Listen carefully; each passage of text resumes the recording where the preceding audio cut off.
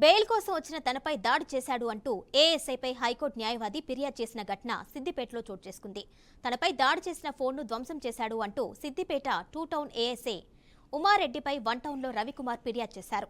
తన క్లయింట్ తరపున పోలీస్ స్టేషన్కి వెళ్లి బెయిల్ కోసం మాట్లాడుతూ ఉండగా ఒక్కసారిగా బూతులు తిడుతూ దాడి చేశాడని ఆరోపించారు. తన క్లయింట్పై అనవసరపు మెడికల్ టెస్టులపై ప్రశ్నించగా తనపై దాడి చేసి ఏఎస్ఐ రవికుమార్ గాయపరిచాడని చెప్పారు. దీనిపై బార్ కౌన్సిల్లో ఫిర్యాదు అనంతరం 1 టౌన్ పోలీస్ స్టేషన్ పరిధిలో ఫిర్యాదు చేసినట్టు తెలిపారు. దాడికి పాల్పడ్డ ఏఎస్ఐ సహకరించిన సీఏలను సస్పెండ్ చేయాలని న్యాయవాది కుమార్ డిమాండ్ చేశారు. 2 టౌన్ పోలీస్ స్టేషన్కు సంప్రదించగా 1 గంట నుంచి సాయంత్రం 5 గంటల దాకా మమ్మల్ని వెయిట్ చేపించి నానా వ్యవస్థలకు గురి చేసి ఆ తర్వాత సాయంత్రం 5 గంటల ప్రాంతంలో గవర్నమెంట్ హాస్పిటల్లో మెడికల్ నెసెసరీ కోసం మమ్మల్ని అందరం వెళ్తే అక్కడ అక్యూజ్డ్ పైన దాడి చేస్తే నేను దాన్ని ఎంటైర్ మొత్తం వీడియోలో రికార్డ్ చేయడం చూసి ఆయన ఏఎస్ఐ ఉమారెడ్డి నా పైన అక్రమంగా దాడి చేసి నా ఫోన్ను పగలగొట్టి నా ఫోన్ ధ్వంసం చేసేసి నా యొక్క వేలు గాయం చేసినాడు. అలాగే నా వీపులో గుద్దడం ద్వారా నేను చాలా టెన్షన్లో అయ్యి తర్వాత నేను ట్రీట్మెంట్ తీసుకున్నాను అదే హాస్పిటల్లో. తర్వాత వచ్చి 2 టౌన్ పోలీస్ స్టేషన్లో ఫిర్యాదు చేయగా 2 టౌన్ సిఐ గారు రెస్పాండ్ కాలేదు.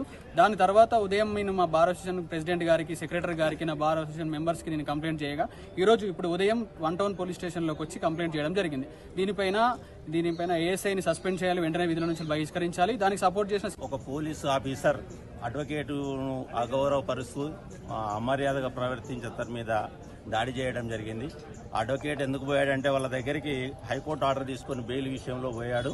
ఆ బెయిల్ విషయంలో వాళ్ళకి అవసరం లేనటువంటి టెస్టుల కోసమని హాస్పిటల్కి తీసుకెళ్లి నానా రకాలుగా వాళ్ళని ఇబ్బంది పెట్టి చివరికి అడ్వకేట్ మీద దాడి చేస్తూ మరి మళ్ళీ చేయడమే కాకుండా మళ్ళీ అడ్వకేట్ మీద ఉల్టా కేసు కూడా రిజిస్టర్ చేయడం వల్ల మేము చాలా బాధతోటి దాని మీద సరియైన న్యాయం జరగాలి, సరియైన విచారణ జరగాలి. ఆ దురుసుగా ప్రవర్తించినటువంటి కానిస్టేబుల్ మీద చట్టపరమైన చర్య తీసుకుని సస్పెండ్ చేయాలని కోరుతూ మరి మాకు ఏదో చేయమని మేము అడగడం లేదు, న్యాయంగా ఆలోచించండి. అక్కడ సీసీ ఫుటేజెస్ ఉన్నాయి, అవన్నీ తీసి పరిశీలించి సరైన విధానంలో మీరు ఇన్వెస్టిగేషన్ చేయండి అని మేము విన్నపించడానికి వచ్చాము. ఆ పరిస్థితిలో మాకు సరైన న్యాయం జరగకపోతే మేము ఎంతకైనా ముందుకు పోయి ఈ ధర్నాలు చేయటం, దీన్ని సాధించుకునే వరకు మేము ఈ ఉద్యమాన్ని ఆపమని ఒక